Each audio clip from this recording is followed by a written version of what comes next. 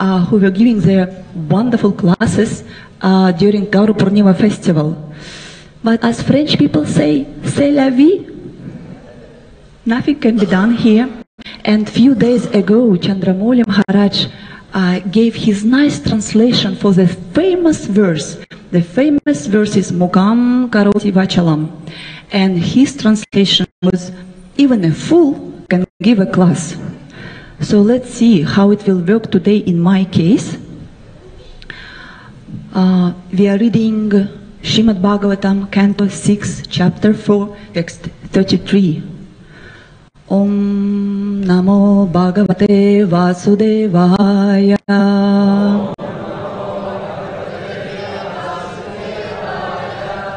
Om Namo Bhagavate Vasudevaya.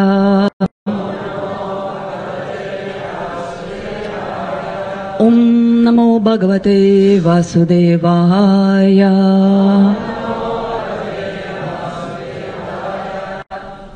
Narayanam Namaskrityam Narom Cheva Narottama Devim Saraswati Vyasam Tato Jayam Udirayat Nashtah Praishabhan Rishu Nitya Bhagavata Sevaya Bhagavat Uttama Shloke Bhaktir Bhavati Naishti. Okay, text 33. This is Hansa Guhya prayers. And let's try to read.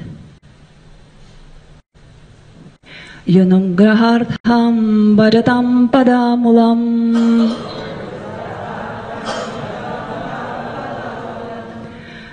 Yanugrahartham bhajatam padamulam.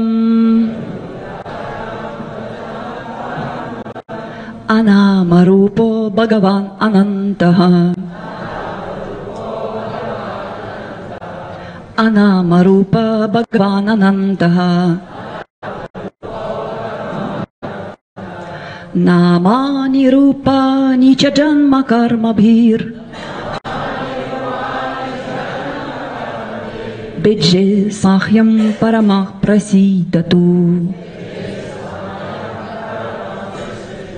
Bije Samahyam Paramam Prasidatu. Thank you so much. May I ask you just to move with slightly this side, otherwise we cannot see it, yeah?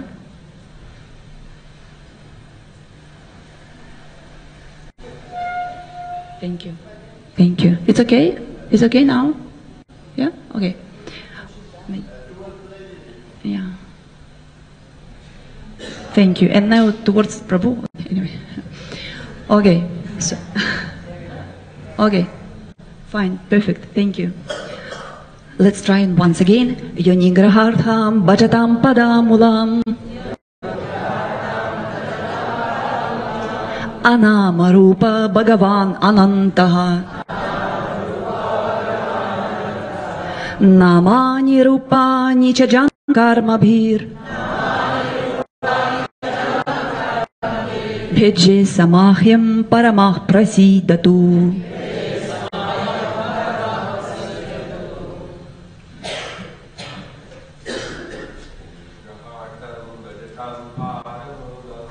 Yanugrahartham bhajatam padamulam. Anamarupa Bhagavan Anantaha.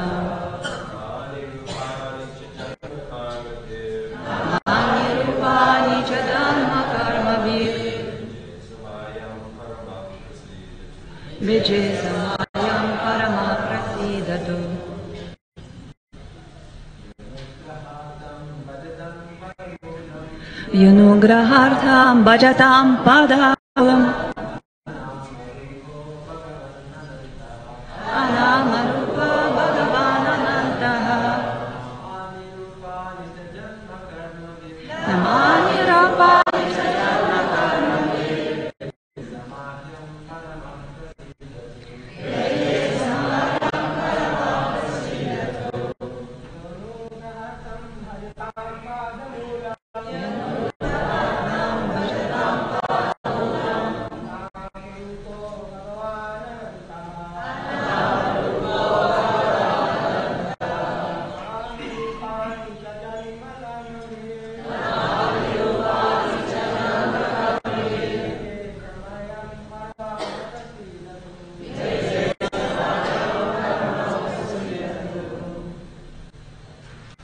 Vaishnavis.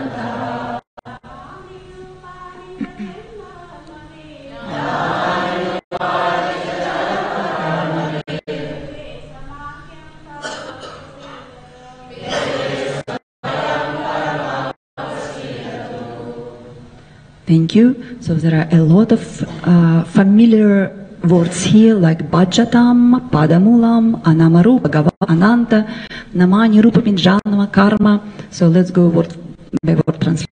Yaha. Who? The Supreme Personality of Godhead. Anugraha Artham. To show His causeless mercy. Bhajatam. To the devotees who always render devotional service. Adamulam. To His transcendental lotus feet. Anama. With no material name. Rupa. Or material form. All Bhagavan. The Supreme Personality of Godhead. Anantaha. Unlimited. All-pervading and eternally existing. Namani. Transcendental holy names. Rupani. His transcendental form. Cha. Also, Janma Karma Bhi, with His transcendental birth and activities. Bhajya, manifests. Aha, He, Mahyam, into me. Parama, the Supreme. Prasidatu. May He be merciful. Translation. The Supreme Personality of Godhead, who is inconceivably opulent, who is devoid of all material names, forms, and pastimes, and who is all-pervading, is especially merciful to the devotees who worship His lotus feet. Thus, He exhibits transcendental forms and names with His different pastimes. May that Supreme Personality of Godhead, whose form is eternal and full of knowledge and bliss, be merciful to me. Let's repeat after me. The Supreme Personality of Godhead, who is inconceivably opulent, who is devoid of all material names, forms and pastimes, and who is all-pervading, is especially merciful to the devotees who worship his lotus feet. Thus he exhibits transcendental forms and names with different pastimes. May that Supreme Personality of Godhead, whose form is eternal and full of knowledge and bliss, be merciful to me. So this is our today's verse. And before we will go to the purport, we are very fortunate today. We have more than 2 pages of purport. So whatever you will hear today will be almost only Srila Prabhupada. That's nice. So before we will go there, I would like you to pay attention on this special point here. There is something special about prayers in Srimad Bhagavatam. Usually Srila Prabhupada say that, less intelligent, interested in stories. Guess who are that less intelligent? Interested in stories. And more intelligent, interested in philosophy. But what about prayers? Prayers are not philosophy, not stories, no philosophy, but both of them, and even more than stories and philosophy. Because prayers comes from the universe, different universe of devotion. That's all about prayers. And as well as in Mahabharata, all this go to the main point of philosophy, to Bhagavad Gita. Same way, in Srimad Bhagavatam, all philosophy goes to the prayers. That is something special about prayers. And here we will get a purport by Srila Prabhupada, where if you will listen carefully, you will understand something very important. If you remember from Bhagavad Gita, Janma karma chame divyam eva yo vetti tattvataha tyaktva deham punarjanma naiti mamati sorjana. If you really understand the transcendental activities and appearance of the Lord, living this body, you will go back to his eternal abode. That is promised by the Supreme Personality of Godhead.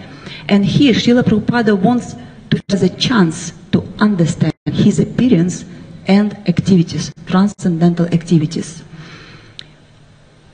Okay, and usually all stories go very fast in Srimad Bhagavatam. Page after page, page after page, even without any Srila Prabhupada's commentary. Stories. And philosophy goes intellectually intense. When it comes to prayers, Srila Prabhupada doesn't want to be fast. And for each and every prayer, he has pages and pages of purports. Because he wants us to switch off our mind and be really concentrated on every word of the prayers. That is our devotional. He wants us to be very attentive. Because we know that if we are not attentive, it's an offense. And we don't want to be offensive. And here, Srila Prabhupada, in his purports, what he does, he's churning every word of a prayer. He's churning it again and again until it becomes as a cream, fresh, thick, soft and relishable. So in this purport, you will not find anything new. All concept from this purport is well known all around the world. But Srila Prabhupada nevertheless wants us to read it again and again. So what is new here? Krishna, Supreme Personality of Godhead. Something new? Nothing. But still Srila Prabhupada wants us to read it again and again. And he says in Bhagavad Gita, he says that reading matters remain fresh despite of repeating reading. So let's check. And here, Srila Prabhupada, in this purport, he follows his heart. and let's try to follow him. That's how maybe we will get some really deep insight from Srila Prabhupada. But it won't be easy. So let's do it. Purport by His Divine Grace, A.C. Bhaktivedanta Srila Prabhupada Ki Jai. In regard to the significant word Anamarupa, Shri Sridhara Swami says, Prakrita Namarupa Rahito Pi. Surprise, there is no translation here. But basically, Prakrita Namarupa Rahito Pi means that Prakrita, something mundane, ordinary, usual, and Namarupa is name and form, and Rahi means deprived. So the Supreme Personality of God is deprived of Prakrita Nama, all mundane Nama and Rupa. So the word Anama, which means having no name, indicates that the Supreme Personality of Godhead has no material name. No material name. And here Srila Prabhupada will give you a proof or an evidence how we can prove that there is nothing material in the Lord's name. So the proof is simply by chanting the name of Narayana to call his son, Ajamila attained salvation. This means that Narayana is not an ordinary mundane name. It is non-material. The word Anama, therefore, indicates that the name of the Supreme Lord do not belong to this material world. The vibration of the Hare Krishna Mahamantra is not material sound. And similarly, the form of the Lord and his appearance and activities are all non-material. Show his causeless mercy to the devotees as well as to the non-devotees. Krishna, the Supreme Personality of Godhead, appears in this material world, names, forms, and pastimes, all of which are non-material, transcendental. Unintelligent man who cannot understand this think that these names, forms, and pastimes are material, and therefore they deny that he has a name or a form. So basically what Srila Prabhupada says here is that usually people see any material names, forms, and activities around themselves in this material world. Only material names, only material pastimes, only material forms. And usually, all these names, forms, and activities, just the course of our frustration. And the logic behind that is that if all names, all activities, all forms here in material world give us only frustration, seems like the Lord doesn't have any form, any activities, any pastimes, any forms and names, because otherwise they will be the source of frustration. That's why usually people deny that he has a name or a form. Then Srila Prabhupada says, very interesting point, consider it with scrutiny. The conclusion of non-devotees who says that God has no name, and that of devotees who know that his name is not material, are practically the same. The Supreme Personality of Godhead has no material name, form, birth, appearance, or disappearance. No material name, form, birth, appearance, or disappearance. But nevertheless, he takes his birth, Janma, as stated in Bhagavad Gita 4.6. Ajopisan avyayatma bhutanam ishvaropisan prakritim svamishaya sambhavam yatma mayaya. Although the Lord is unborn Aja, and his body never undergoes material changes, he nevertheless appears as an incarnation maintaining himself always in the transcendental state Shuddha Sattva. Thanks God that you are appearing again and again here.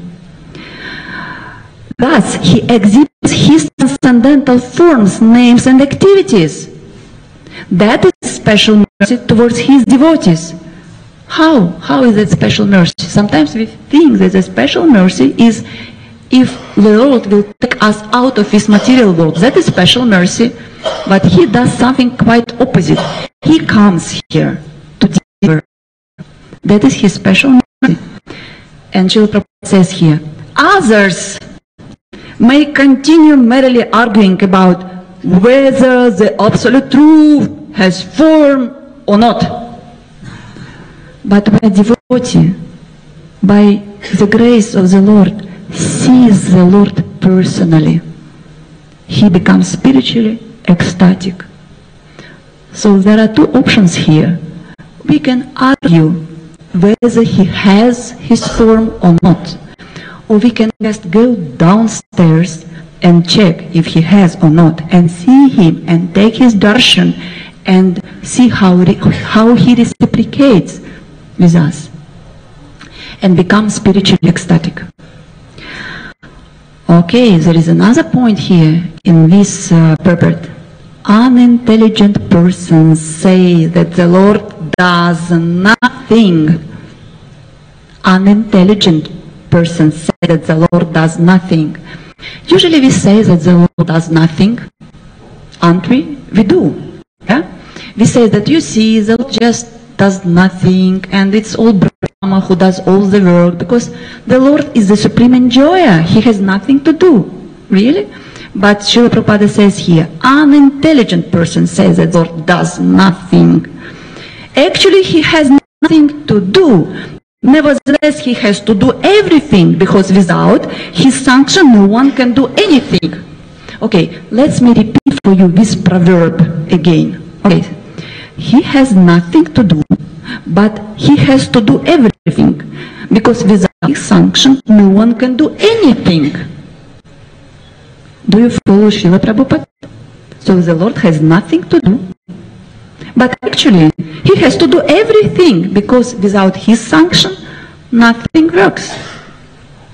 The unintelligent, however, cannot see how he is working and how the entire material nature is working under his direction. His different potencies work perfectly. And how we cannot see that he is working? You see, when we think that this material world is imperfect, we cannot see how the Lord is perfect. The Lord is perfect means that this material world is perfect. Everything is going perfectly here. Whatever happens with you, it's perfect. That's how we can see that the Lord is perfect, and he has nothing to do, but he does everything, because without his sanction, nothing going on.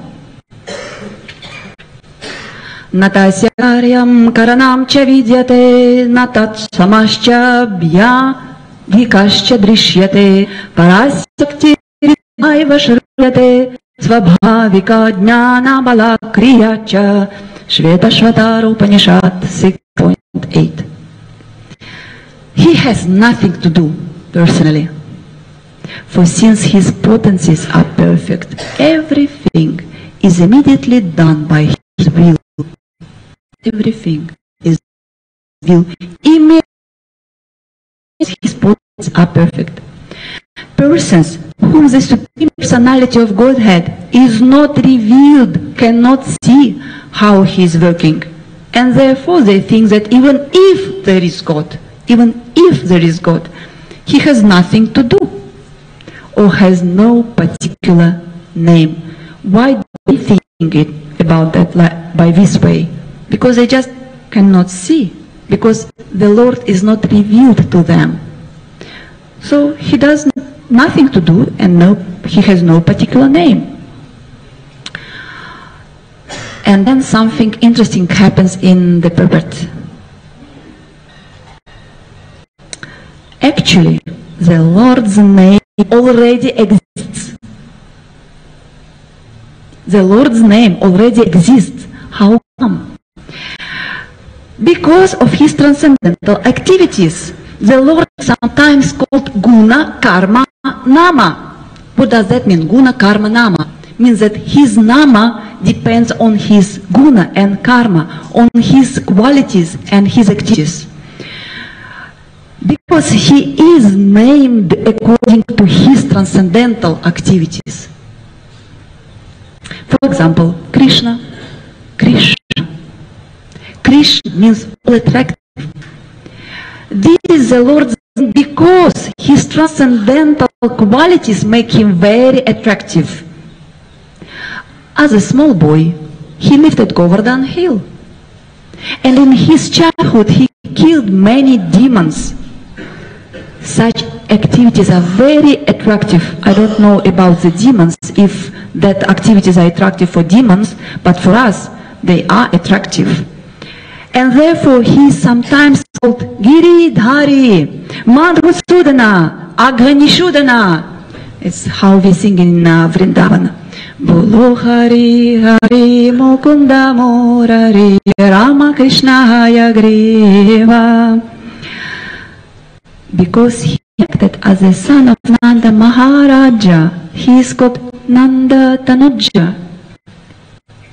These names already exist. But since non-devotees cannot understand the names of the Lord, he is sometimes called Anama, nameless.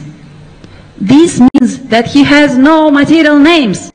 All his activities are spiritual, and therefore he has spiritual names. And the last paragraph. Generally, less intelligent men are under the impression that the Lord has no form. Therefore, he appears in his original form as Krishna.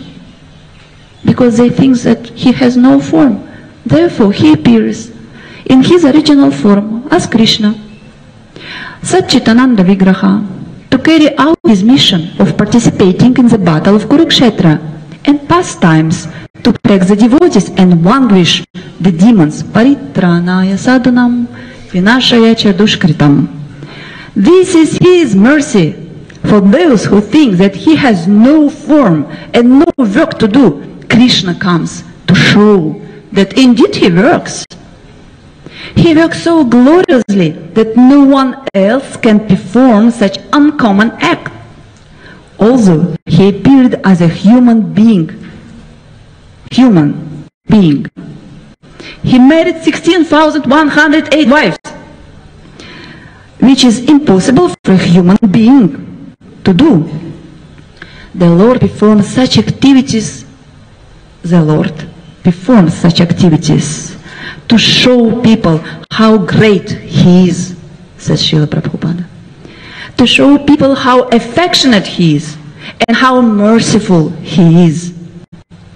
Although his original name is Krishna, Krishnastu Bhagavan Swayam, he acts in unlimited ways, and therefore, according to his work, he has many thousands of names.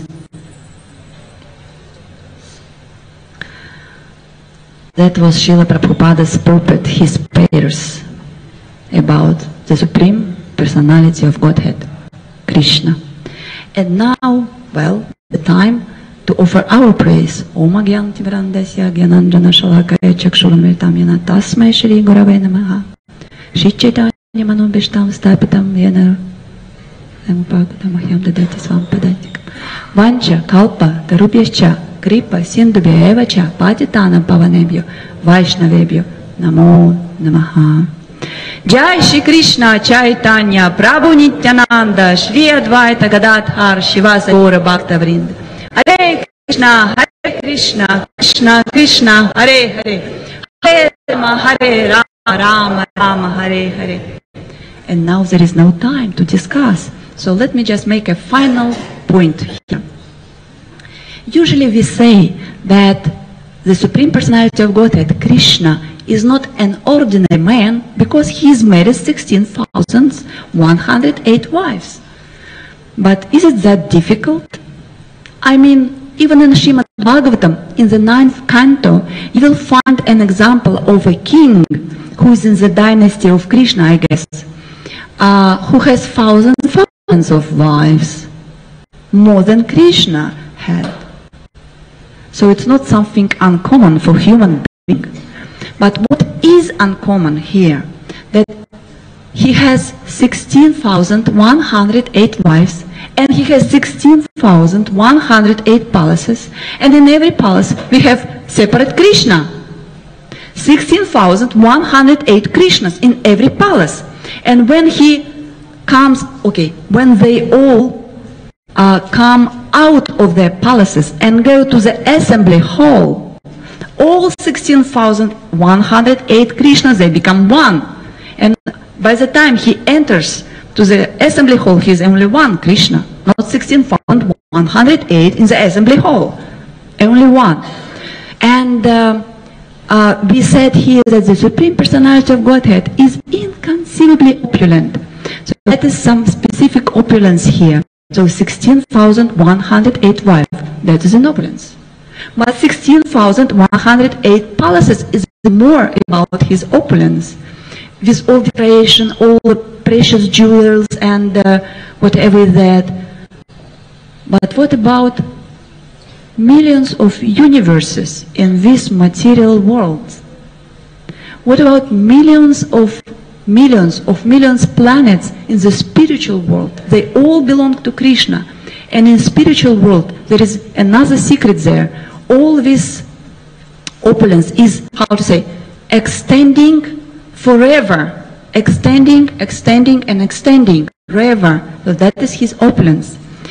And usually we say that Krishna is uncommon human being because he lifted Govardhan hill. But we know that actually, I'm sorry to say, but was that Durva Muni who lifted up Govardhana hill, and he was carrying it. And there was Hanuman who was lifting up all mountains. So what is that uncommon about lifting up Govardhana hill? Well, first of all, when the Lord lifted up Govardhan hill, he was 7 years old, and he was carrying his Govardhan on the tip of his smallest finger on his left hand. But it's okay.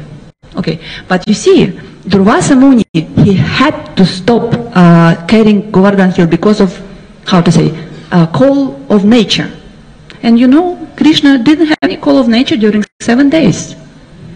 And I mean, well, let's discuss further. When he was lifting Govardhan hill, and that is mentioned in Madhurya Dhamma, Guide to Govardhan, by Padmalochana Prabhu, and I don't know the reference where he got it from, but he says that it's not like, you know, like in the picture, he's lifting Govardhan hill, and all mud is there, and worms are hanging down from the Govardhan. No, it's not like that. There was an opulent city below Govardhan with all different residentials, opulent residentials, quarters, and there were daily activities going on, so it's quite uncommon. Anyway, you may argue and argue and argue again if he is a human being or if he is not, but we would like you just to see him, his form, names, beauty and opulence. So because we are in the prayer part of Srimad Bhagavatam, and because there is a long day ahead, let's just repeat this prayer again. Please repeat after me. May that Supreme Personality of Godhead, whose form is eternal and full of knowledge and bliss, be merciful to me. Hare Krishna, Krishna Krishna, Hare Hare, Hare Rama, Rama Rama. Thank you so much. Any questions or comments? Yes, Vasudeva Prabhu, we have a mic.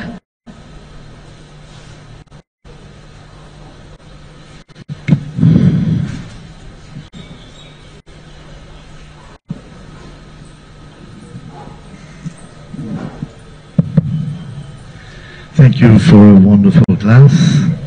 I especially appreciated your glorification of prayer, because that is very rare here, and you did it also devotionally. One point you touched upon, Prabhupada touched upon, is that in this world there are many material names, and everything is material. People see everything material. I would like to know if you could say a little something about what makes things material. Is it just dependent on our perception, or is it because they are material regardless of our perception? Because in Bhagavad Gita, Krishna says that Yomam Pashati Sarvatra. If you see everything related to me, then I am everything. I am all these things, and everything is in me. So how do we understand this Achinta Veda Bhed aspect? Thank you for your question. So your question is how to understand that actually the Lord's names are not material. How to understand that they're transcendental. Yeah, I'd like to know if they are material, or whether that is only our perception that makes them material. So how to understand? Let's take case with devotees, and usually you see us. You all have the same experience. As soon as you've heard the first time Hare Krishna Kirtan, your heart became full of joy and happiness. And this experience you still remember. That keeps you here. So it's not possible by any material name. So we have that experience that it's not material. And how to understand? And another aspect of your question is it kind of becomes material, or this is our relationship with the name, or reciprocation of the name, or perception of the name, yeah? Yeah. And if I may add, just like we get this experience, let's suppose I'm in front of the ocean, and I repeat the name ocean, ocean with devotion, and linking it to Krishna, would that make the ocean and the name ocean spiritual? That is really the core of my question. Okay, so the name are definitely spiritual, and there is no doubt about that, because we have this experience and we can taste it again and again if we are chanting attentively. But sometimes there is a sense that nothing is going on. The sense is that it's maybe already material sounds. So it's not, because the holy name is transcendental, nothing can contaminate the holy name. It's still spiritual, it's transcendental. But what about our relationship with the holy name? They are so tender and soft, they may become easily contaminated. And because of that contamination of our relationship with the holy name, we lose that sense of transcendentality. And in this case, we can feel, okay, it's material sounds again. But it's only, how to say, because of our relationship broken with the holy name. And the only, how to say, way rectify, regret about that, cry about that, and build it again. Maybe by Krishna's mercy, we will get that wonderful taste again. Is it okay? Thank you. I think your question was even more deeper, but... Maybe there's no time. Thank you. Thank you. Yes, Rajendra Nandana Prabhu. They may be my own thoughts. First of all, I should say thank you very much. It's wonderful. They may be my own thoughts, but I hear Vasudeva Prabhu asking, what about that which we consider to be material? Are those spiritual, or are they material? So yesterday I was quoting Vishwanath Chakravarti Thakur, where he was saying, these things, they are all Krishna, but behold my mystic obvious, they aren't Krishna. He was saying they aren't coming from his Swarup, his internal potency. They come from his external potency, which is its own, it's a separate energy. It comes from the Lord, so it is the Lord. That's the Achintya Veda Veda you brought up.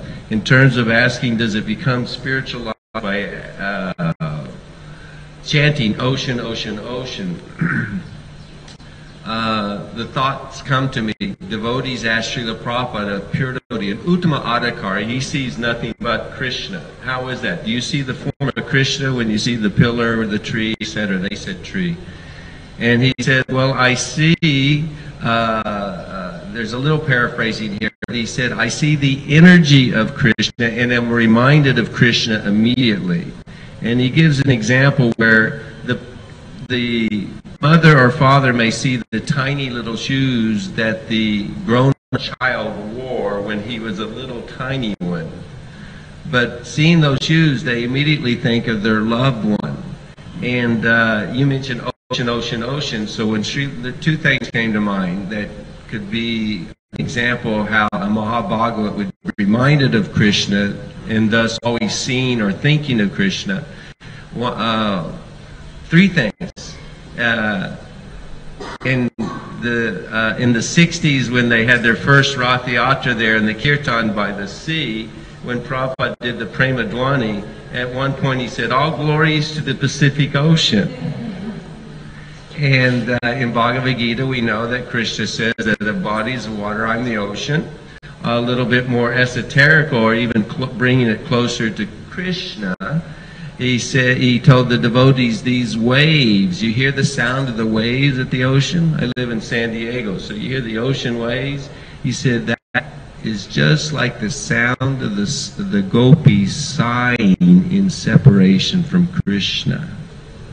So you can bring that to the point, the absolute point, that for the pure devotee who has love, every sound vibration and everything that exists, even in this world, is transcendental and is Krishna, because the love it takes him to Krishna. But simultaneously, there's the aspect that it is from his external energy, and that's there. But the devotee, once he's on that platform and he's thinking of Krishna, he's not really philosophizing like we do on this platform to come to that platform. He sees Krishna everywhere. It's the absolute statement. For him, Bhakti Siddhanta Saraswati Thakur, he says there's two kinds of sound vibration. Actually, all sound vibration, as Lord Chaitanya taught the Sanskrit language, all words actually are glorification of Krishna. They come from Krishna, they're glorification of Krishna. But due to our cutting ourselves off from that, due to competition and envy, we see, think, and speak material sound vibration. Does that help a little?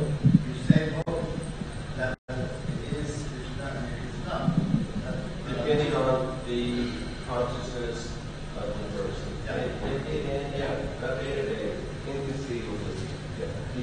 It sounds like a complete contradiction, but it's not in the context of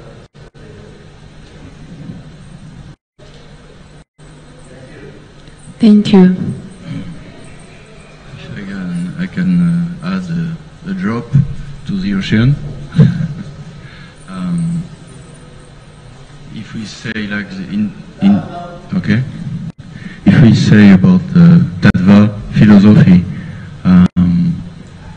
the holy name is Nitya Mukto Purnashuddho, is eternally liberated, eternally and completely pure. The ocean is not, at least for me. So practically, if someone chants continuously the holy name, even with offenses, actually it is recommended, then you will come to the point of being purified by this transcendental sound vibration of the name of Krishna. But if someone chants ocean, ocean forever, he will not be purified. Or he will be, there is rasa. It is chanted by a devotee. And he hears it. If someone hears the holy name, the transcendental vibration eternal of the holy name of Krishna from the lips of a genuine devotee, that will have even a stronger purifying effect. And if he hears all glories to the Pacific Ocean from the lips of genuine pure devotee, this will have a purifying effect. So I guess that was a comment, not a question, yeah? Yes. Thank you.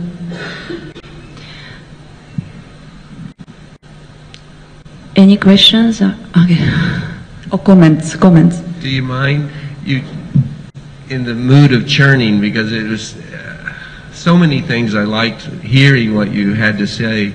In terms of Krishna marrying 16,108 wives, you showed the contrast. He could support them all very opulently. The thought also crossed my mind, when we hear of a man marrying many women, they're never all satisfied. Where in contrast, all the queens of Krishna were completely satisfied.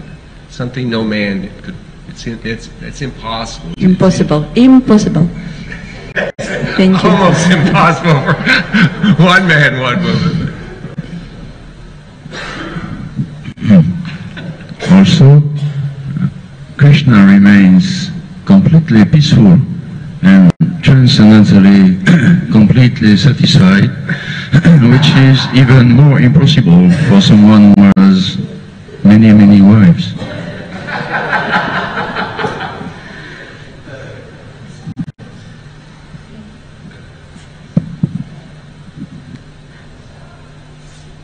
It seems like there is no more questions. Only meditation is going on. So, Shri Prabhupada ki jai! Go Premananda Hari. All glories to Shri Prabhupada.